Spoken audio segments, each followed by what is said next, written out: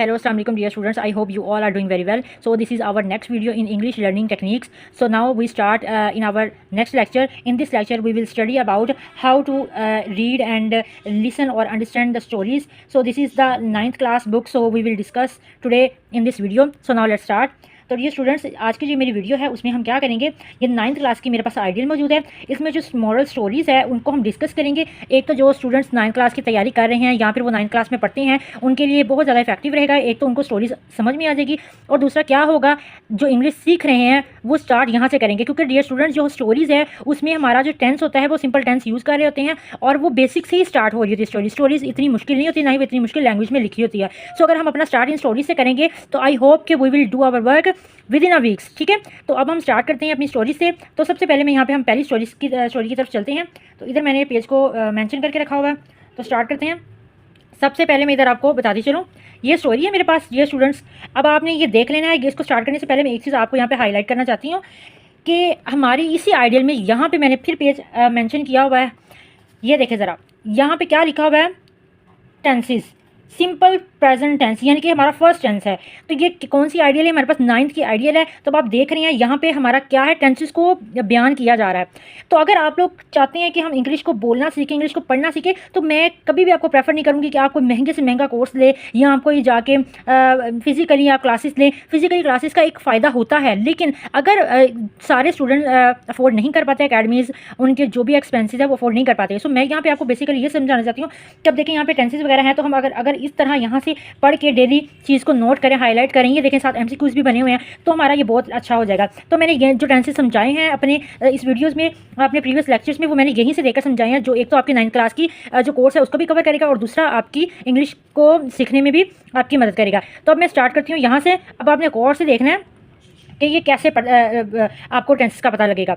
अब देखें ज़रा, once a farmer had 3 sons. एक मैं आपको बात बताऊँ, यहाँ पे जो वर्ड हेड यूज़ हुआ है ना, आप लोगों ने इससे कंफ्यूज नहीं होना। ये हेड कौन सा है, ये हेड बेसिकली प्रेजेंट परफेक्ट का या कुछ भी ऐसा सीन नहीं है। ठीक है, ये हेड पता क्या है, ये देखो ज़रा, जो हैव है ना, हैव, हैज़ और हेड, ये असल में इंसान की ऑनरशिप को बताता है।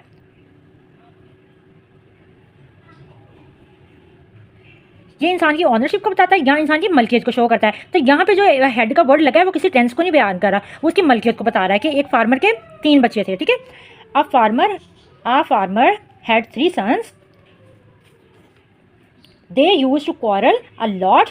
यूज टू जो वर्ड है ना डियर स्टूडेंट, वो आपको पता होगा, हम अमूमन अपने जो रोज़मर्रा ज़िंदगी में यूज टू का वर्ड यूज़ करते हैं। क्यों करते हैं, इसको हम कहते थे किसी काम के करने को, हम कहते हैं ना मैं इस चीज़ की यूज टू नहीं हूँ। समटाइम हम कहते थे कि मुझे इस तरह के एटीट्यूड की आदत नहीं है, I am not use two of this attitude. तो हम ये कोई काम करने की पोजीशन को बयान करने के लिए ये वर्ड का यूज़ करते हैं। तो वो यहाँ पे कह रहे हैं कि वो हमेशा लड़ते थे, मतलब कोई काम थे वो करते थे। वो कौन सा काम करते थे, वो लड़ने का काम करते थे। ठीक है, तो ये काम एक हो रहा होता था। Their father advise them to live in piece.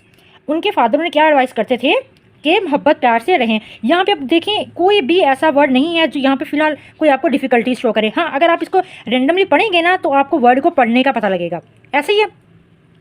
अब आगे देखें, बट लेकिन it had no effect on him. अब जो हैड है वो अगेन फिर क्या शो कर रहा है, पोसेशन को। ठीक है, कि उनकी जो समझाने का ना उन पर कोई असर नहीं होता था। ठीक है, he was worried about their future, वो उनके फ्यूचर के बारे में परेशान होता था। ठीक है, वन डे, एक दिन, the farmer fell seriously ill. एक दिन जो फार्मर था, सीरियसली का मतलब होता है बहुत शदीद, इल यानी कि बीमार हो गया। अगर आप छोटे छोटे वर्ड को यहाँ पे उर्दू तर्जमा करोगे ना, then it will very easy for you to translate it into your native language. ठीक है, he sent for his son, sent for का मतलब है बुलाना। ठीक है, उसने क्या किया, अपने 3 बेटों को बुलाया। ठीक है, मतलब यहाँ पे 3 नहीं, लेकिन हम कॉन्टेक्स्ट समझ सकते हैं कि उसके 3 बच्चे हैं। ठीक है, ही आस्क्ड, उसने पूछा किससे, टू देम, उन्हों से।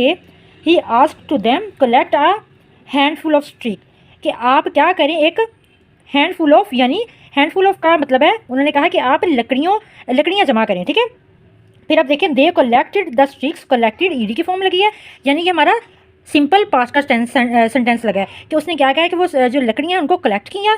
ही टाइड द स्टिक्स, उसने क्या किया, फार्मर ने क्या किया, स्टिक्स को टाइट किया इनटू अ बंडल, एक बंडल में, या फिर एक गट्ठा कह रहे हैं, बंडल गट्ठा जो भी। ठीक है, नाउ अब he asked them to break the bundle one by one.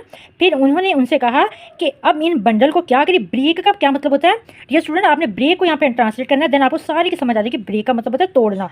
तो उन्होंने उसे कहा कि अब इनको वन बाय वन यानी एक एक करके तोड़े। दे ट्राइड का मतलब कोशिश करना, हार्ड यानी उन्होंने बहुत शदीद कोशिश की, टू ब्रेक तोड़ने की, इट इसे बट फेल्ड और क्या हुआ, नाकाम रहे। इस तरह का फिक्रे में तोड़ तोड़ के पढ़ेंगे ना तो आपको इंग्लिश की ट्रांसलेशन में भी बहुत आसानी हो जाएगी। ठीक है, इससे आप आसानी इंग्लिश पढ़ सकते हैं, जो कि आपको 9th क्लास से स्टार्ट हो जाएगा इंग्लिश को ट्रांसलेट करना। एट लास्ट आखिरकार the farmer untied the bundle, farmer ने बंडल को खोला। He asked each of them to break each sticks, तो उन्होंने उन्हें कहा कि अब इसकी एक एक लकड़ी को क्या करें, ब्रेक मैंने ऊपर बताया तोड़ना। ठीक है, they did so quite easily, उन्होंने कर दिया ये बहुत ही आसानी से। क्वाइट ईजिली यानी बहुत आसानी से, उन्होंने ये जो काम करना था ना तोड़ने वाला वो बहुत ही आसानी से कर दिया। देयर फादर, उनके बाप, सैड कहा, माई डियर सन, मेरे प्यारे बच्चों, you could not break the sticks as long as they were टायर्ड टुगेदर, एज लॉन्ग एज जहाँ तक हो सके। ठीक है, टायर्ड क्या करना, वर्ड टायर्ड टुगेदर, जब तक टायर्ड यानी जुड़ी हुई, ठीक है, टुगेदर एक साथ। उन्होंने कहा कि कुड नॉट नहीं कर सके, ब्रेक तोड़ना। उन्होंने कहा कि मेरे प्यारे बच्चों आप लोग इसको तोड़ नहीं सके जब तक ये जुड़ी हुई थी। But you broke each single stick quite easily, लेकिन आपने एक एक जो सिंगल लकड़ी थी उनको बहुत ही आसानी से तोड़ लिया। दे वर स्ट्रॉन्ग इन बंडल, अगर आप गठे में रहोगे तो आप स्ट्रॉन्ग रहोगे। बट बिकेम वीक, और फिर बिकेम यानी आना या होना, हो जाओगे वीक यानी कमज़ोर।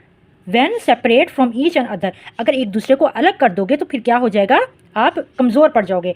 नेवर फॉरगेट, कभी ना भूलना, दैट अनटाइड वी स्टैंड, कि अगर आप अनटाइड होंगे तो आप स्टैंड करेंगे। वो कह रहे हैं ये बात कभी ना भूलना कि अगर आप इस तरह अलहदा हो जाओगे तो आप स्टैंड करोगे। एंड डिवाइडेड वी फॉल, और अगर डिवाइडेड हो गए तो फिर फॉल हो जाओगे, फॉल यानी गिर जाओगे, अलहदा तनहा हो जाओगे। ठीक है, तो ये मैंने बेसिकली इतनी करवाई। आई होप कि आपको समझ आ गई होगी कि वर्ड को किस तरह ट्रांसलेट करना है।